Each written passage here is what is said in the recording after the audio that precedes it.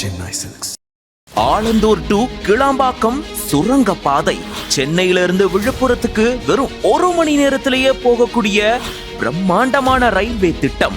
75,000 கோடி ரூபாய் மதிப்பீட்டுல சென்னை மற்றும் விழுப்புரம் இடையே RRTS ரயில் போக்குவரத்து முன்மொழியப்பட்டிருக்கு. மணிக்கு 160 கிலோமீட்டர் வேகத்துல செல்லக்கூடிய ரயில்கள் இயக்கப்பட போகுது. வாங்க இந்த திட்டத்தை பத்தி விரிவா இந்த வீடியோல பார்க்கலாம்.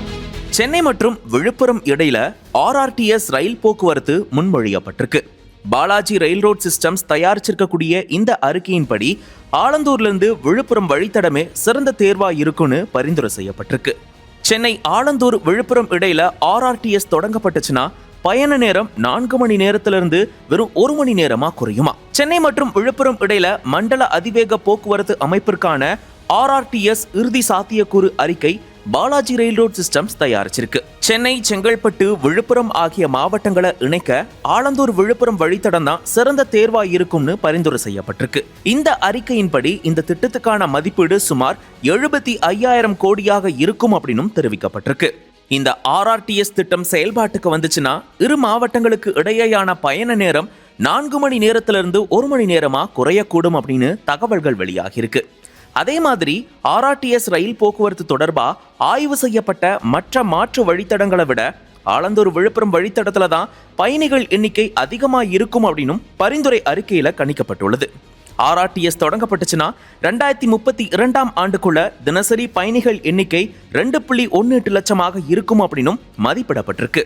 சென்னை மற்றும் விழுப்புரம் இடையில RRTS வழித்தடம் ஆலந்தூர் பகுதியில் தொடங்கி சென்னை சர்வதேச விமான நிலையம், தாம்பரம், கிளாம்பாக்கம் ஒருங்கிணைந்த பேருந்து முனையம், செங்கல்பட்டு, மதுராந்தகம் மற்றும் திண்டிவனம் வழியாக சென்று விழுப்புரத்தில் முடிவடைது. விழுப்புரம் RRTS ஒரு பெரிய பொருளாதார வழித்தடமா பார்க்கப்படுது.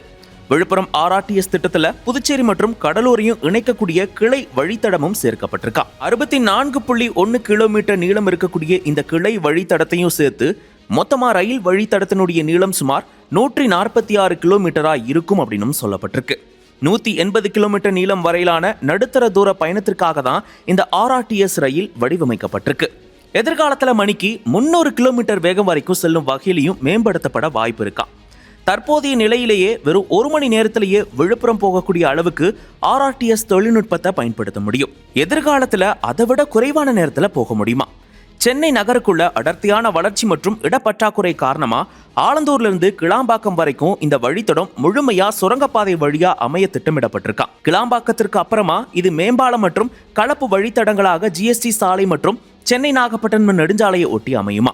வியூக ரீதியா பார்த்தோம்னா இந்த வழித்தடம் தமிழகத்தினுடைய தெற்கு பகுதிக்கான வளர்ச்சி முதுகெலும்பா பார்க்கப்படுது. இது தேசிய நெடுஞ்சாலை 45 நிலவும் நெரிசலை குறைக்கிறது மட்டும் இல்லாம பல்வேறு போக்குவரத்து வசதிகளையும் ஒருங்கிணைக்கவும் சுற்றுச்சூழலுக்கு உகந்த பிராந்திய இயக்கத்தை உறுதி செய்யவும் நிச்சயம் உதவுது.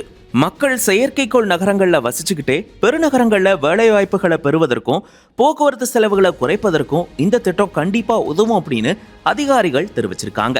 செங்கல்பட்டு ஒரு முக்கிய வேலைவாய்ப்பு மையமாகவும் விழுப்புரம் குடியிருப்பு, கல்வி மற்றும் வணிக மையமாகவும் வளர்ந்து வரதுனால சென்னை, செங்கல்பட்டு, விழுப்புரம் இணைந்து ஒருங்கிணைந்த நகர்ப்புற பொருளாதாரம் வழித்தடமா உருவாகுமா. மேலும் இந்த சாத்தியக்கூறு அறிக்கையில இரவு நேரங்கள்ல சரக்கு போக்குவரத்து மேற்கொள்ளவும் பரிந்துரை செய்யப்பட்டிருக்கான். இதன் மூலமா இது வெறும் பயணிகள் போக்குவரத்துக்கான அமைப்பா மட்டும் இல்லாம ஒரு பன்னோக்கு பொருளாதார வழித்தடமா அமையும்.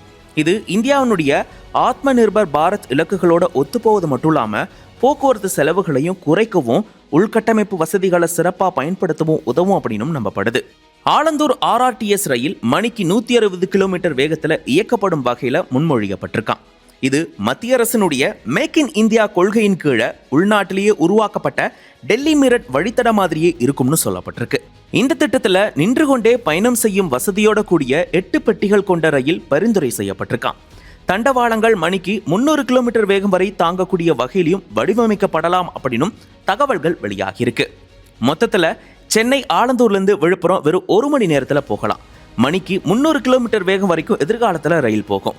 கடலூர் வரைக்கும் பாதை இணைக்கப்படுறதுனால கடலூர் மக்களுக்கும் பயனுள்ளதா இருக்கும். எல்லோரும் சென்னையிலேயே போய் குடியேறணும் அப்படின்ற அவசியம் குறைஞ்சிடும். செங்கல்பட்டு மிகப்பெரிய வேலைவாய்ப்பு மையமா உருவெடுக்கும். இதை பத்தி நீங்க என்ன நினைக்கிறீங்க அப்படின்றத கமெண்ட்ஸ்ல சொல்லுங்க. மேலும் இந்த மாதிரியான நிறைய தகவல்களுக்கு ஒன் இந்தியா தமிழை ஃபாலோ பண்ணிக்கோங்க.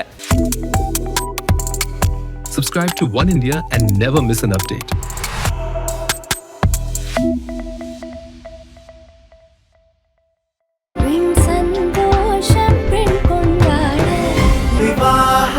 மணப்பெண்ணின் பிரத்யேகமான திருமணம். விவாஹா தி சென்னை சில்க்ஸ்.